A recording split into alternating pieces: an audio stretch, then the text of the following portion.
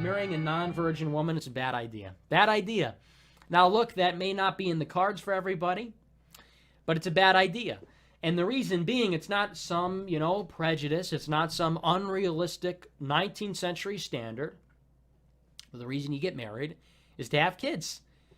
And if you want to have kids, you should stay together. The purpose of marriage is to stay together forever until you die and then beyond. And if that's the case, you want the marriage to last as long as possible. You want to create conditions under which the marriage would last as long as possible, compatibility, so on. And you look at the rates of divorce as a variable of, or rather as a function of how many sexual partners the woman has had before she gets married.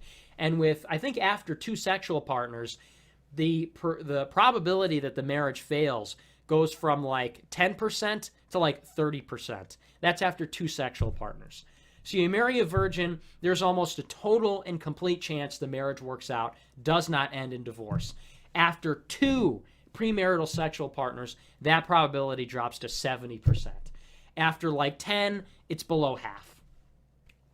So, it's just not a good idea. You want to stay married to your wife? There's some easy things you can do to prevent divorce. Marry within your race. Marry a non-virgin. Don't have premarital sex.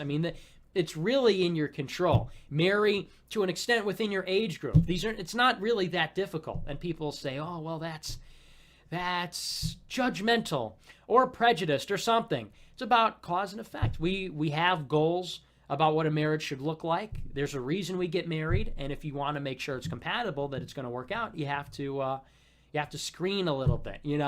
We have this cult of like, love is love. You have to just marry who you love. No, you're really in love for like a minute. You're in love for a short period of time, and then the relationship evolves, right? It's very easy to fall in love with people. And then it doesn't last, of course. Not that it doesn't last, but that initial in-love affection is not what keeps a marriage together. What keeps a marriage together is shared values, shared goals, general compatibility. And so you might be totally in love with somebody, for 9 months or for 2 years or maybe 5 years. But if you want to build a life together and, there's going to be things that are going to happen, things that'll test it, and there'll be time, and you're not going to feel like, wow, everything's so great every moment of every day for 60 years. You're going to have to be a little bit more pragmatic, a little bit more realistic. People don't like to hear that because people are in this cult of like, oh, if I have affection for somebody, nothing should hold me back. Nothing should change my mind. That's the interracial thing. People are like, well, what if you fall in love with somebody outside your race? Well, people are perfectly capable of doing that, right? But if you want the marriage to last, if you want the relationship to work, maybe you got to be a little bit more realistic. Hey, maybe you're the exception. Maybe you're the exception where, it'll work out. Or in the same is true of marrying a non-virgin. Hey, maybe it'll work out for you. Good luck. You're so in love with her. It doesn't matter that she was a growing up. I'm sure that's just arbitrary. Your love is going to beat it all. Well, how do you like your odds, basically?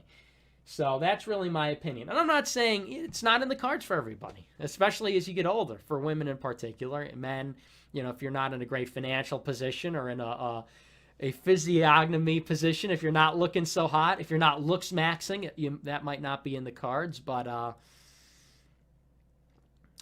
that's why generally you should stay away. It's not a never, but it is just understand what you're getting into. It's not equal.